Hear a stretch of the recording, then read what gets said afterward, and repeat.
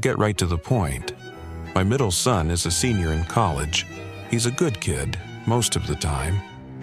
I'm a bit cross with him right now because he just asked me for money for a spring break trip to Hawaii with his friends, which kind of caught me off guard. Like I said, he's a good kid and I want him to enjoy himself, but something about the way he asked rubbed me the wrong way. His mother's been struggling with her mental health lately, and it would have meant a lot to her to have him around, but I guess he's more preoccupied with getting wasted on a beach with his frat brothers. I can't even say I blame him for it. I was exactly the same when I was his age, and I see a lot of myself in that kid. The whole thing actually got me reminiscing about my own college days and reminded me about something I haven't thought about in a very long time, which is the story I'm about to tell. Funnily enough, my son is the one who introduced me to this page, so maybe he'll get a kick out of this if it gets read. I went to Wharton, class of '85, something I'm still damn proud of. It was, and still is, the most prestigious business school in the world, and I took that reputation seriously. I had my fun, but I also worked like hell.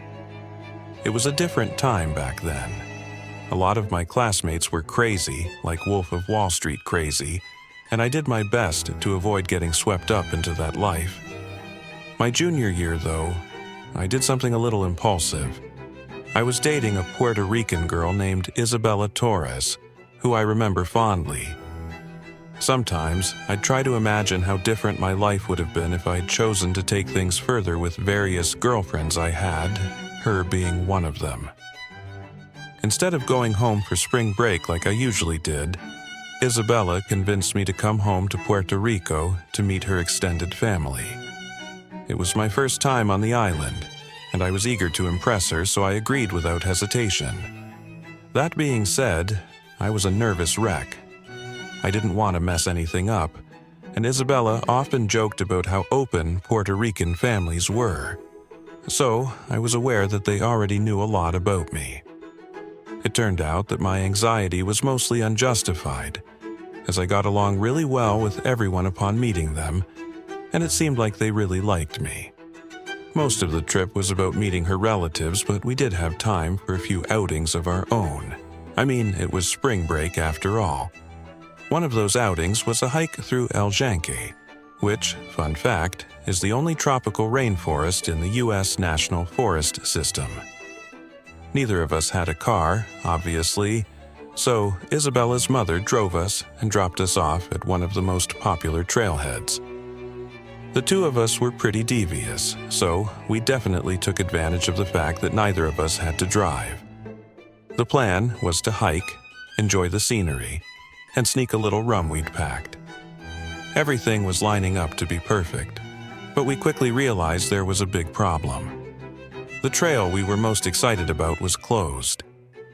I don't remember why, flooding, maintenance, something like that, but all I remember was that Isabella was really upset. I tried to calm her down and told her we could just hike one of the many other trails the forest had to offer. She wasn't budging, though, and told me that the trail we planned on hiking was like the premier trail, and the other ones didn't even come close.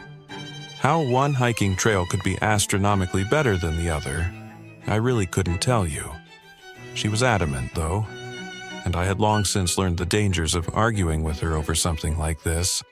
So I asked her what she wanted to do instead, and she told me we should just hike the closed trail anyway. Like I said, I was kind of rebellious back then, and so was she, so when she proposed that idea, I was on board.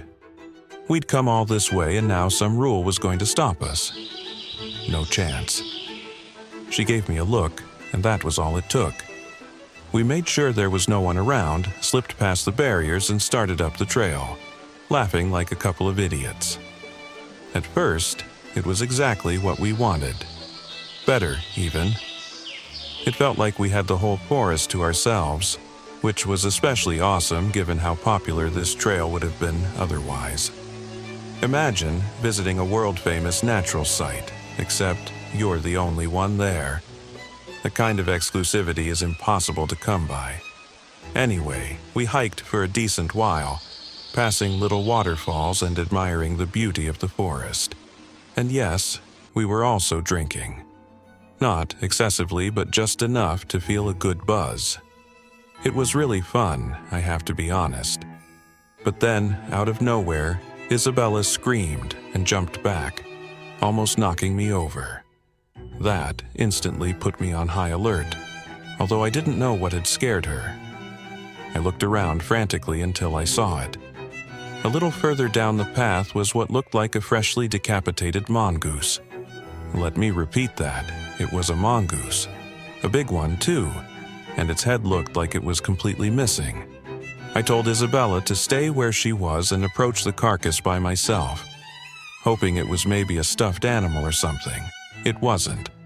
I inspected it without getting too close and confirmed what I initially thought. Its head was cleanly sliced off. The cut was too precise for it to have been anything other than a knife wound, which was downright disturbing. The worst part, though, was that the body hadn't started smelling yet, meaning it probably hadn't been there for very long. Isabella was shaking. I was mostly shocked by it. I tried to reassure her by saying something dumb like how crime in a national forest was unlikely, even though I couldn't explain it myself. I put my arm around her and ushered her past the body, trying to block it from the line of sight. All I could think about in that moment was putting some serious distance between us and that poor, lifeless creature.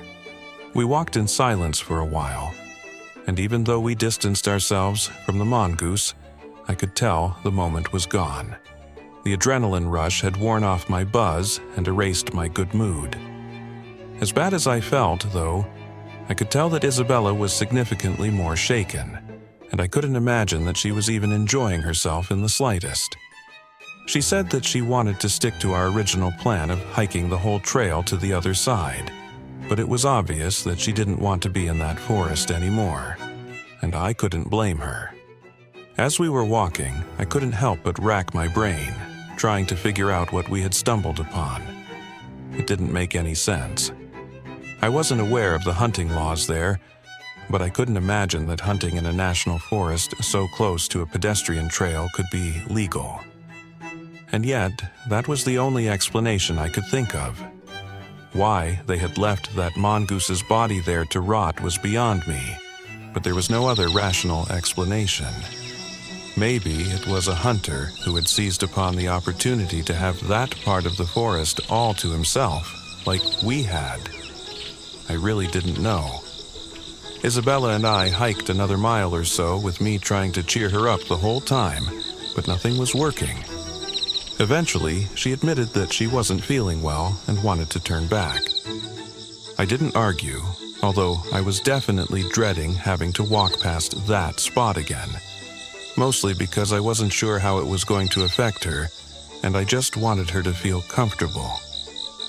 We retraced our steps, and I could tell we were closing in on the spot where the mongoose had been. I told Isabella to keep her head down so she wouldn't see, and she did. I braced myself as we turned the final bend, but when the spot came into view, the mongoose was no longer there. Someone had moved it. My heartbeat started racing, and I instantly began scanning nearby trees, terrified that there was someone hiding among them. I was not prepared for what came next. Instead of seeing a person, I noticed something hanging from one of the trees. It was a mongoose. It was strung up with twine, its paws tied together. There was a sickly green liquid dripping from its body that hadn't been there before, and it was rotating slowly in the wind. I couldn't help but curse out loud when I saw it, which caused Isabella to open her eyes. As soon as she saw it, she let out an awful, blood-curdling scream of pure terror. Before she could freeze up, I grabbed her wrist and told her to run.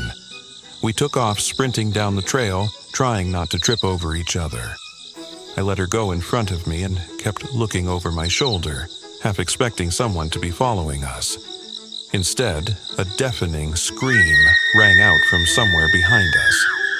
It was a woman's scream, and it was absolutely terrifying, It sounded like the kind of scream someone getting attacked would make. I felt Isabella's body jolt mid-stride, and for a second, I thought she was going to collapse. She let out this panicked sob and tried to push herself even harder, but she was already out of breath. I kept my grip on her wrist, practically dragging her along as she slowed down. We couldn't stop. My own chest was burning, but we needed to keep moving. Eventually, Isabella could barely run anymore, so we had no choice but to slow down to a fast walk.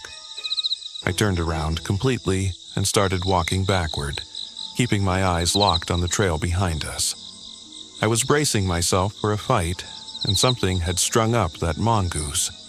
Something had caused that scream. I was 100% sure that I'd see something charging towards us any second, but nothing ever happened. The trailhead finally came into view, and for a brief second, I thought we were in the clear, but then I saw someone standing near the barricades watching us. It was a park worker with his arms crossed, clearly pissed off. As soon as we slipped past the barricades, he started yelling at us about breaking the rules and told us he was kicking us out and banning us for life. But then he got a good look at Isabella, who at that point was both sobbing and physically exhausted. I told the guy everything, not leaving a single detail out. He took it really seriously. He told us we both needed to come with him, so we did. We were taken to a small ranger station near the parking lot where a supervisor was waiting. I had to go through the story again, then again, when they called the police. Isabella didn't say a word. Eventually, her mother arrived and we left, still shaken. I never heard anything about what the authorities found, or if they even bothered investigating. I'm sure Isabella's family might have heard something, but we broke up the following summer, and we fell out of contact after that, so I really wouldn't know.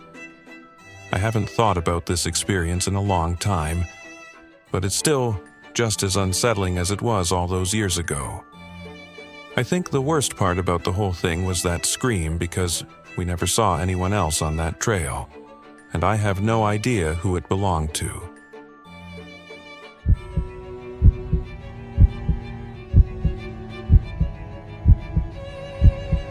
I'd consider myself a pretty laid-back guy. I'd say the same about most of my friends. This happened last year, so I'll get right into it.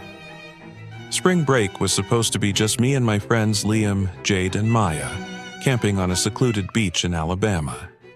No crowds, just stars and waves. We got there late, later than we planned. We parked in the closest lot and began walking toward the beach. The place was dead quiet. No other campers, no fishermen, nothing but empty sand stretching for miles. According to Maya, who was familiar with the area, locals sometimes use that part of the beach for overnight fishing, but that night it was empty. It wasn't fully dark out yet, but the sun had started setting, so we'd need to set up camp quickly. Liam and I began pitching the tents. Since I had driven, I had brought my dog Thor with me. He was a Doberman who loved the sand, so we all got a kick out of watching him run and roll around. At one point, Jade pointed out a car in the distance, saying it had driven by twice already. I turned. An old, beat-up-looking SUV slowly rolled past on the narrow access road that ran parallel to the dunes. The access road was a little more than a strip of packed sand, just wide enough for one car. On one side was the beach where we were, and the other side was a line of shrubs. You couldn't really see the main roads from where we were. The car drove by and ultimately disappeared down the road. The four of us shrugged it off and went back to setting up. And by the time we finished, we decided to crack a few beers and chop it up in a circle. The girls drank seltzers instead of beer, which we made fun of them for. It was almost fully dark at that point.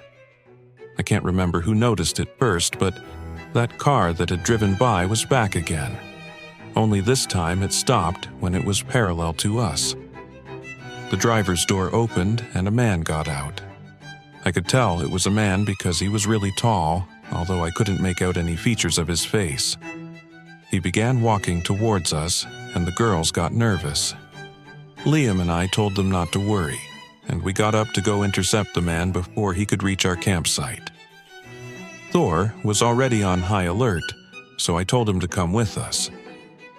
As we got closer, I started to notice that he was walking oddly. There was this slight limp in his walk, and he almost stumbled a few times. When we got close enough, Liam said, "How's it going, man?" trying to keep things light. The guy didn't waste any time. He immediately said, "You're on my property." He slurred his words a bit, and I figured he was a little drunk. I told him we thought the beach was public land. Keep in mind, it was really unlikely that some dude owned the beach. There were no private signs anyway. After I said that, the guy didn't answer. Instead, he pulled out a knife.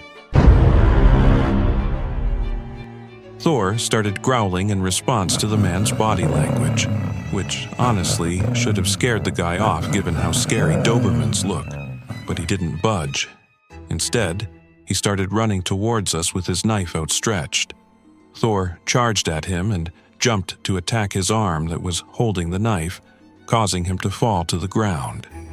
I yelled, "No," at the top of my lungs as I didn't want my dog to get stabbed, but Thor somehow got the dude to drop the knife. The man screamed in pain as Thor bit his arm. I whistled for him to get off, and he listened to me.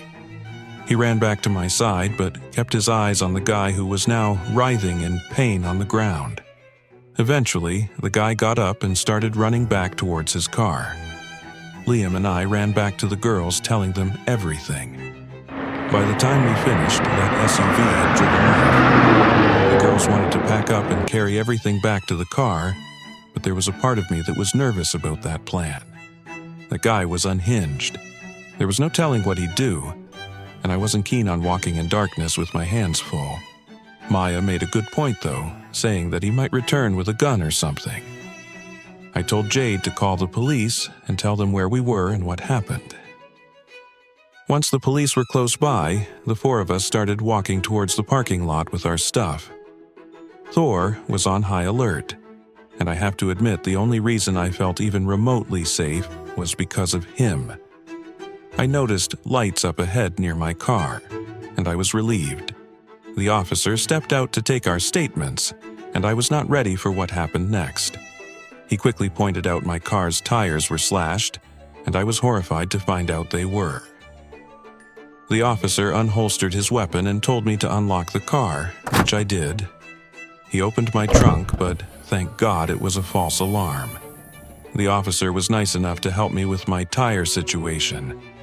Thank God we brought Thor with us that night. That guy was probably a drunken lunatic. It could have probably been a quadruple murder if he had gotten his way. Finding a nice secluded place to hang out is definitely an awesome time, but it obviously comes with its risks.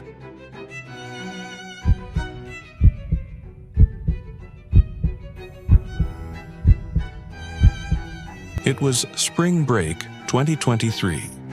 My friend Michelle and I booked a trip to Miami for a weekend. It was both of our first times in Miami. We were both 22. We stayed at some full house rental in Wynwood, which was like a 20-minute Uber from the beach. We got there on Thursday, and we were staying until Monday. We landed pretty late in the day Thursday, so we just went out to some nearby bars for the first night. It was fun. The following day, we Ubered to Miami Beach to have a beach day.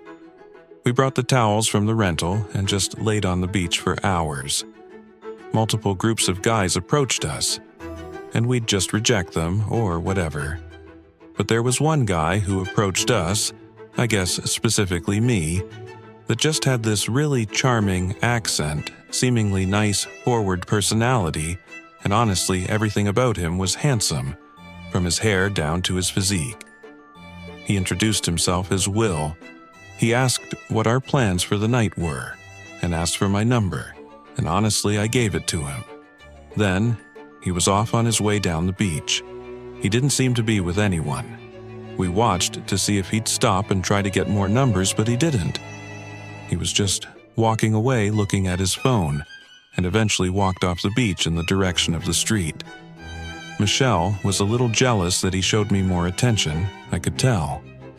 Later that day, after the beach and some bars, we left Miami Beach because it was a little too crazy for us. Definitely because it was spring break, but it was just a bit much. We returned to the rental with some drinks and snacks. From a while we plotted our night. It was around this time I shot Will a text, asking what he was doing for the night. He responded very quickly, saying he and his friend didn't have plans yet, and then he suggested the four of us go out by us and Wynwood. Michelle jokingly asked if the friend was cute, but I wasn't going to ask that. We made a plan for Will and his friend to come pre-game with us at the rental, so they came around 8. The friend's name was Ken, and he was surprisingly good-looking as well. I could tell Michelle was pleasantly surprised. They brought their own drinks and left them on the counter in the kitchen, and we drank in the yard for like an hour. They seemed very normal. All seemed like it was going well. We eventually walked to a nearby bar. It was also in Wynwood. I have to admit, Michelle and I were already drunk, and Ken and Will kept buying rounds of shots. Things became a blur pretty quickly. I wouldn't say I blacked out, but bits and pieces of my memory became foggy at that point. Eventually, Michelle and Ken went to another side of the bar, presumably to hook up, so I was alone with Will for quite some time. Eventually, I had to go to the bathroom. But before I left, I remember him calling out, "What do I want for my next drink?" I replied back, "A tequila soda." When I came back out from the bathroom, I couldn't believe what I was seeing. Will was like hovering over the corner of the bar, clearly doing something sketchy. I walked a certain direction to get a better angle, and I saw he had the 2 drinks in front of him, but he was hovered over them, as if he were doing something to my drink. I may have been drunk, but that was enough for my intuition to tell me to leave. I walked away without him noticing to the other side of the bar, looking for Michelle, but she and Ken were gone apparently. So I rushed out of the bar and tried calling her a bunch of times, but she never picked up. Around this time, Will texted me asking where I went. I ignored it. I texted Michelle a bunch of times, asking what happened, where is she, and then I eventually dropped the bomb that I think Will was trying to roofie me and that we should get away from these guys. I started walking back to the Airbnb. This was when Michelle texted back, asking, "Why do you think he was roofieing you?" And I said because he was hovering over the drink he ordered for me, doing something to it.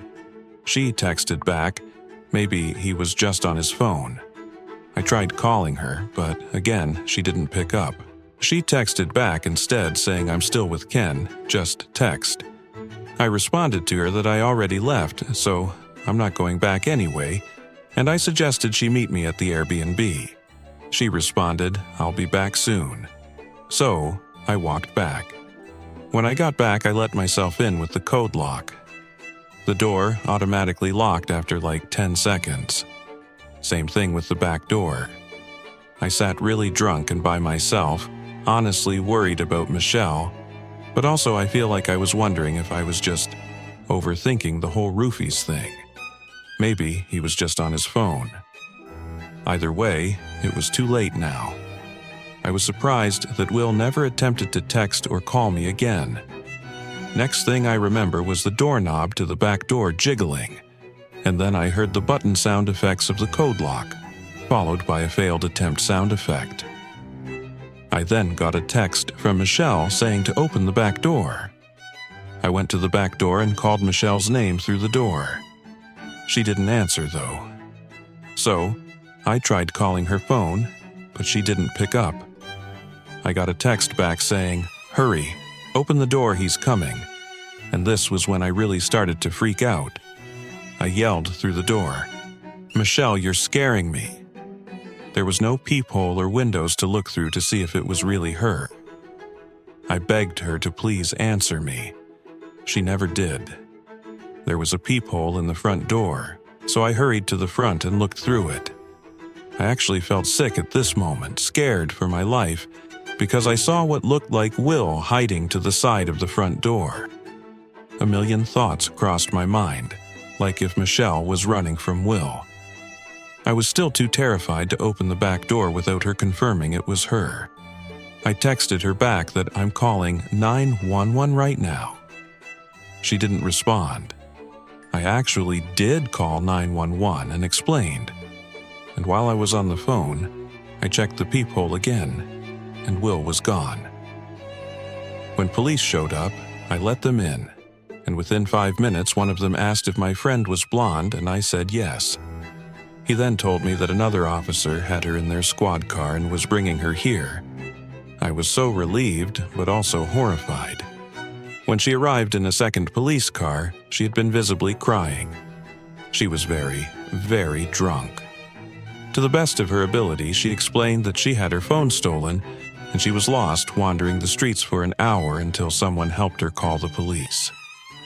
All of the texts I got from her number were never her. It was that guy she was with, Ken, or whatever his real name was. We also found her phone thrown in the pool in the backyard. They clearly took off the second I mentioned the police. We had to make a police report, giving every last detail as specifically as possible. They said they'd get the surveillance footage from the bar we went to. We also had to contact the Airbnb host and immediately cancel our stay and go somewhere else. It was a long, nightmarish night. Obviously, the rest of our trip was completely spoiled. It took a whole week before hearing back anything from the police, and the only reason they called was to confirm what the name that guy I was texting gave me, because it didn't align with the phone records for that number, which I'd already figured out myself. He was using another stolen phone. After that, I never heard from the police again, which is absolutely sickening how little priority the police put into cases like this, even with easy evidence. I have no interest in returning to Miami after this horrible experience. I could have honestly been killed.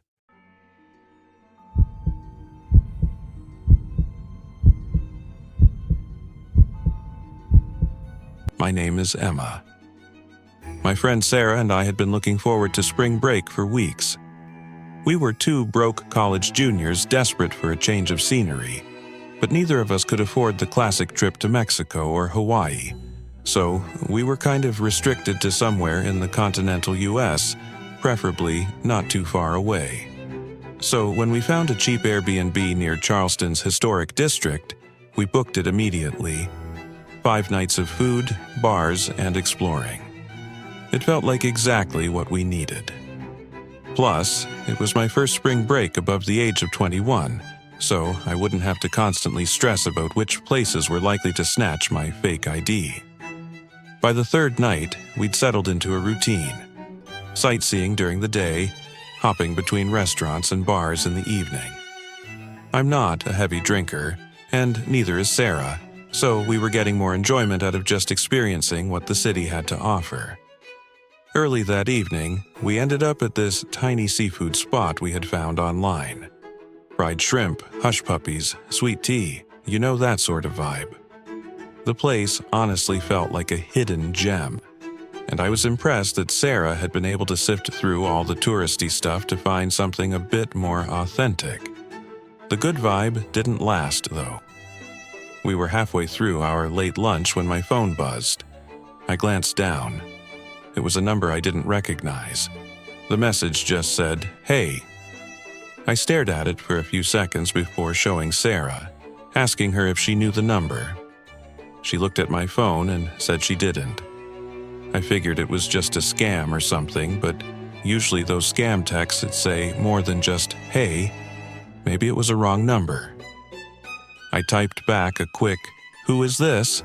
and went back to eating. Sarah and I were laughing about something silly when another text from that same number popped up on my phone.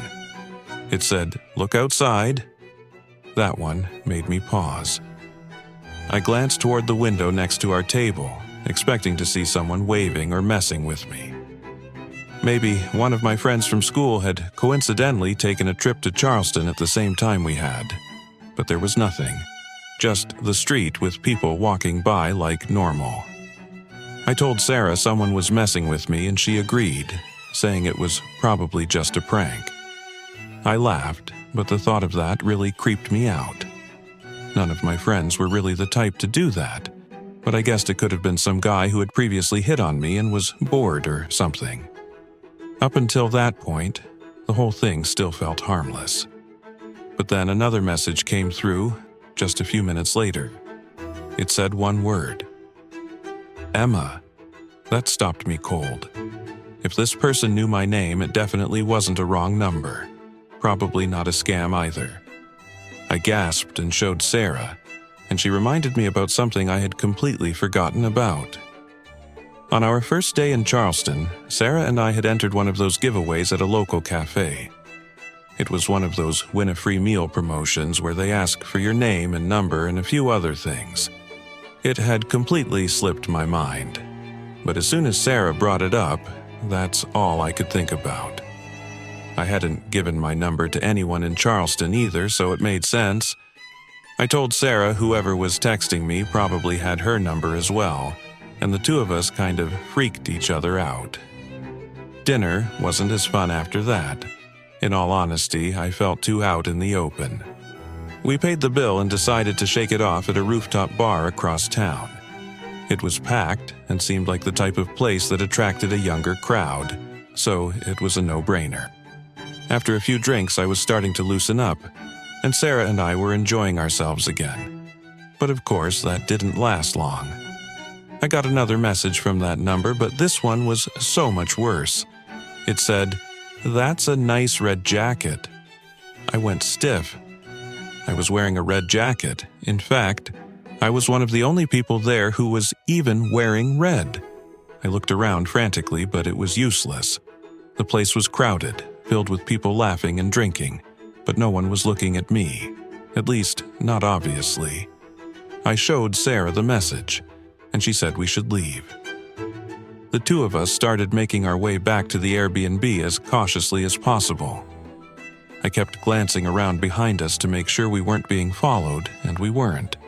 By the time we got inside, I bolted the door and double-checked every lock. We shut the curtains and locked all the windows too, trying to convince ourselves we were just overreacting. But an hour after we got back to the Airbnb, we started getting hungry, but neither of us wanted to leave. We ordered Uber Eats instead, picking some random burger place a few blocks away. I always had my Uber Eats setting set to leave at door by default, as I had a really bad experience with a delivery driver a while back that I don't want to talk about.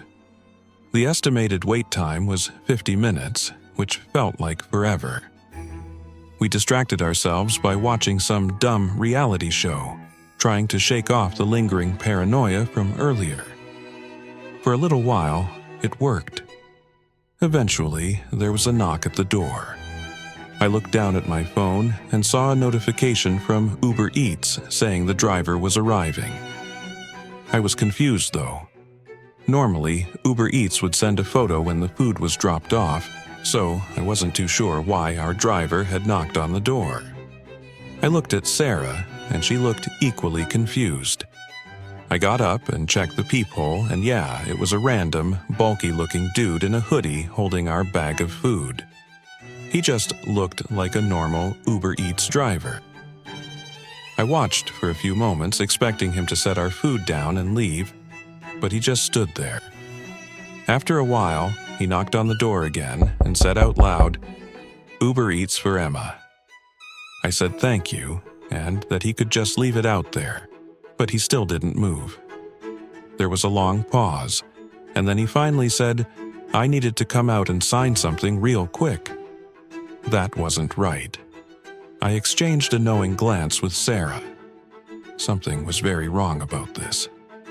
She immediately pulled out her phone and dialed 911, mouthing, "Just in case," to me. I wasn't going to argue. Looking back, speaking out loud to that guy probably wasn't a smart choice because after that he started knocking on the door more aggressively. He kept saying that he had other deliveries to make and that he just needed a quick signature, but I knew that was BS. I didn't respond. He started jiggling the doorknob. When it didn't budge, he started banging on the door, shouting my name. I honestly thought he was going to kick the door down, and I don't think Sarah and I would have been able to fend him off had he done so. But then, I heard a siren in the distance and the banging on the door stopped. I heard the bag of food fall to the porch, followed by rapid footsteps running away from the house. There was quite the commotion in our yard. We heard officers yelling and sirens blaring. Sarah and I rushed to one of the windows just in time to see the two officers tackling the gay in the hoodie a few houses over.